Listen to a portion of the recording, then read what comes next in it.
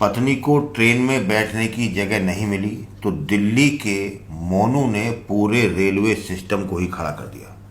वाकया ये 2 दिन पुराना है।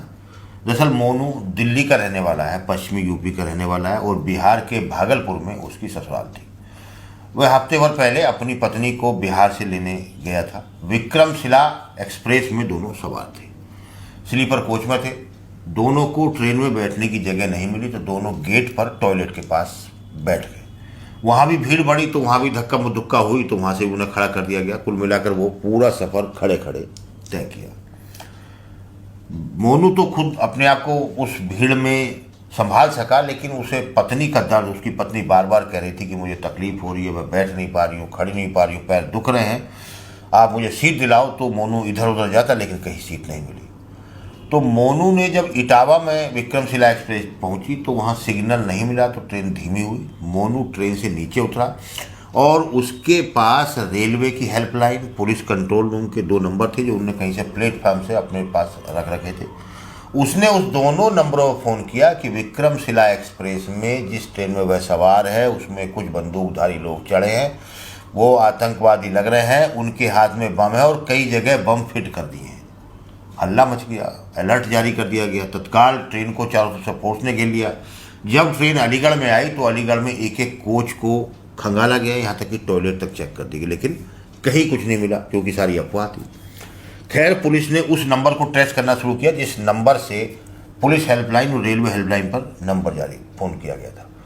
इटावा से मोनू को गिरफ्तार कर लिया गया। मोनू को जब पूछताछ में पहले पुलिस को लगा कि हो सकता है मोनू कोई साजिश हो, लेकिन उसका पूरा आपराधिक रिकॉर्ड खंगाला तो कहीं कुछ नहीं था। वो सामान्य एक मजदूरी करने वाला युवक निकला। जब पुलिस ने और दूसरी खुफिया एजेंसियों ने उससे पूछा तो उसने बताया कि उसकी पत्नी को बैठने के लिए सीट नहीं मिल रही थी। वह एक जगह बैठे तो वहाँ लोगों ने उन्हें उठा दिया, खड़ा कर दिया। उसकी पत्नी एक लंबा सफ़र, क्योंकि भागलपुर से और इटावा तक का एक लंबा सफ़र था, तो वह परेशान हो गई, पैरों में दर्द बता रही थी। तो उसने ये सोचा कि अगर मैं ट्रेन में बम या आतंकवादी चढ़ने की सूचना दे दूंगा तो ट्रेन खाली हो जाएगी, पुलिस चेकिंग के नाम पर खाली कराएगी, उसकी पत्नी और वो आराम से बैठ जाएंगे।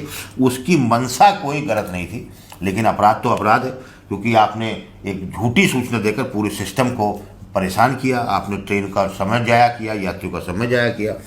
तो कुल मिलाकर मोनू को गिरफ्तार करके जेल भेज दिया गया। लेकिन जब इस सिलसिले में कल हमने भी अब उससे मोनू से बात की तो उसका सिर्फ इतना ही कहना था कि मेरी कोई गलत मंशा नहीं थी। हाँ, वो ये इतना उसे लग रहा था कि मैं पकड़ा नहीं जाऊँगा। उसे लग रहा था कि मैंने सूचना दे दी तो पुलिस मेरा नंबर ट्रेस नहीं कर पाएगी, मैं पकड़ा नहीं जाऊँगा और ट्रेन चेक होगी तो उसकी पत्नी को सीट मिल जाएगी, ये उसकी मंशा थी। तो कुल मिलाकर मोनू सक्सेना जो दिल्ली का रहने वाला था, उसने अपनी पत्नी को ट्रेन में सीट दिलाने के लिए पूरे रेलवे सिस्टम को खड़ा कर दिया था।